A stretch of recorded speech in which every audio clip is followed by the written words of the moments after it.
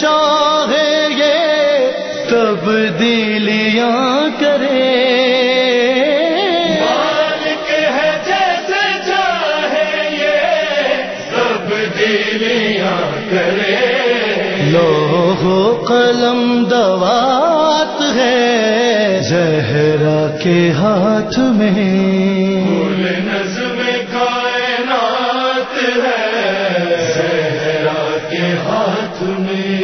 امام باقر کی خدمت میں عرض کرتے ہیں کہ فرزند رسول، مجھے آپ اپنی دادی حضرت زہرا کے بارے میں کوئی ایسی روایت بتائیں کہ میں جب شیعوں کو سناؤں تو وہ خوش ہو جائیں۔ کیا نہیں سنا جابر نے؟ کیا نہیں سنا؟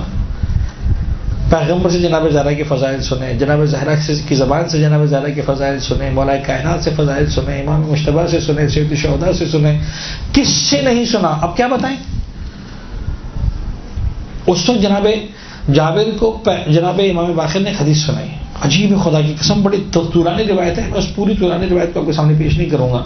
اس کا خلاصہ یہ ہے کہ جناب جابر کو کہتے ہیں جناب امام پنجم کے پروردگار عالم نے، پیغمبر نے فرمایا کہ جب قیامت کا میدان ہوگا تو ہمارے لیے تمام انبیاء کرام کے لیے نور کے ممبر لگائے جائیں گے، 1,24,000 نور کے ممبر ہوں گے، ہر ممبر پر ایک نبی بیٹھا ہوگا۔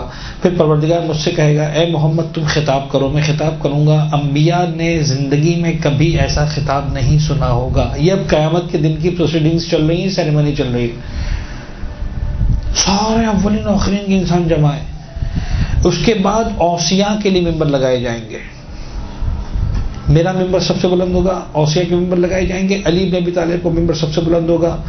پھر سارے اوصیاء خاموش رہیں گے، علی بن ابی طالب کو مخاطب کر کے کہا جائے گا یا علی آپ خطاب کریں، علی خطاب کریں گے، ایسا خطاب کسی نے نہیں سنا ہوگا۔ اسباط کی باری آئے گی، تمام اسباط کے لیے ممبر لگائے جائیں گے، میرے جو ستین حسن و حسین کا جو ممبر ہوگا سب سے اونچا ممبر ہوگا، لاکھوں کی تعداد میں ممبر ہوں گے۔ پھر ان سے کہا جائے گا خطبہ آپ خطاب فرمائیں، حسن و حسین خطاب کریں گے، اسباط میں کسی نے آج تک ایسا خطبہ نہیں سنا ہوگا۔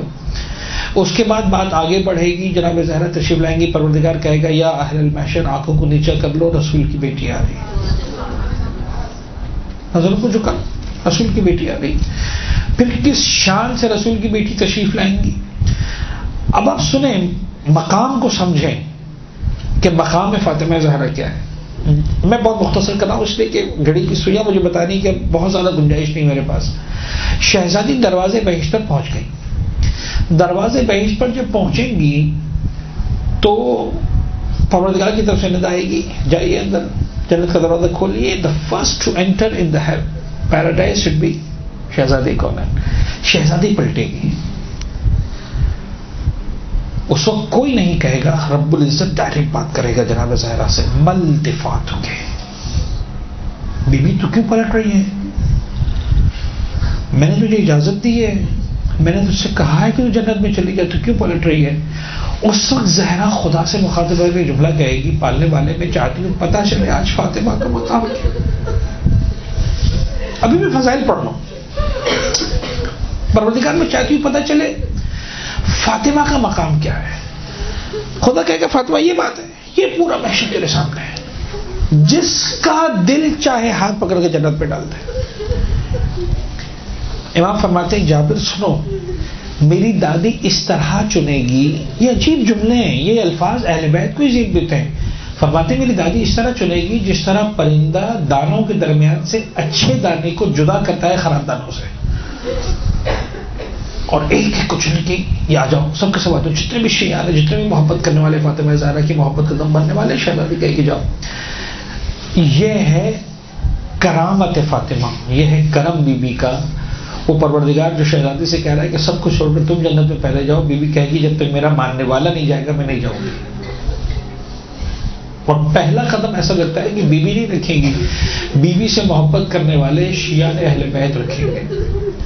لیکن روایت کا جملہ یہ ہے کہ جب یہ پہنچیں گے شیعہ، جب یہ محبت کرنے والے پہنچیں گے جنت کے دروازے پر، اب عجیب جملہ ہے، عجیب جملہ ہے، خدا کی قسم عجیب جملہ ہے۔ اس وقت جناب زہرا کی کیس میں کیا تھا، شہزادی خود پلٹی تھیں۔ امام فرماتے ہیں ان کے دلوں میں ڈالا جائے گا کہ پلٹیں، یہ پلٹنے والے نہیں تھے تو جانے کے چکر میں تو نکل جائیں اندر، ان کے دلوں میں ڈالا جائے گا کہ پلٹیں، اب یہ پلٹیں گے۔ جب یہ پلٹیں گے تو پھر خدا ان سے مخاطب ہوگا کہ اے میری فاطمہ کے شیعوں محبت کرنے والوں، جو بیوی نے تم سے کہہ دیا، میں نے بھی کہہ دیا جاؤ، تو تم کیوں پلٹ کر دیکھ رہے ہو؟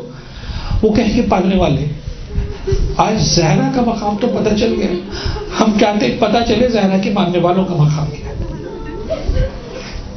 پروردگار کہے گا اچھا ٹھیک ہے، اب تم دیکھو جو لوگ بچ گئے، کسی نے تم کو زندگی میں ایک مرتبہ فاطمہ زہرا کی محبت میں ایک لقمہ کھانا کھلایا، ساری زندگی میں کسی نے تمہیں زہرا کی محبت میں ایک گھونٹ پانی کا پلایا،